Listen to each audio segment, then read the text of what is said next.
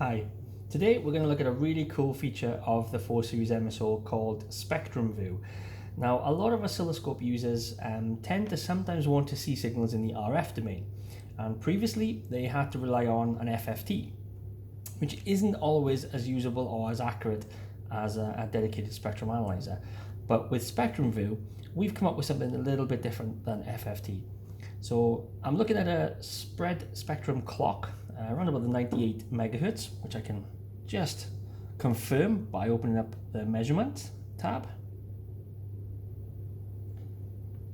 So there we have it. So it's about 98 megahertz, 99 hovering around. So if I wanted to activate Spectrum View and take a look at the signal in the RF domain, I simply go to channel 1 and select the Spectrum View option and just put the display on.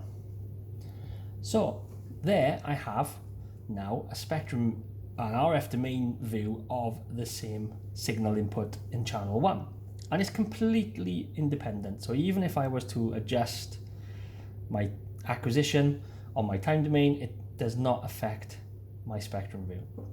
And we have some dedicated RF controls here. So if I wanted to change the center frequency to match that of my clock, if I go to 98 and dial the span down a little bit, so therefore I'm looking at a more representative view of the spread spectrum. So there's my perfectly displayed RF measurement, and if I was to adjust my time domain, it is completely independent of the RF domain signal in the spectrum view. A very cool feature of the 4 series. So I've gone one step further and I've added a traditional FFT. So the FFT is on the left hand side. I still have my spectrum view at the top right, and this is my traditional time domain measurement here. So as you can see, the signals look pretty similar, but what if I was to look closer into my time domain? So narrow the acquisition down a little bit.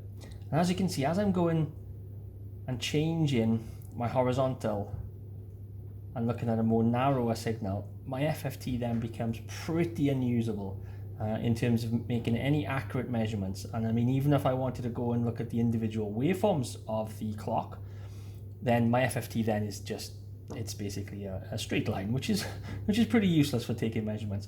But my spectrum view, being independent of the actual time domain view, remains unchanged. I can still see and make accurate measurements in the RF domain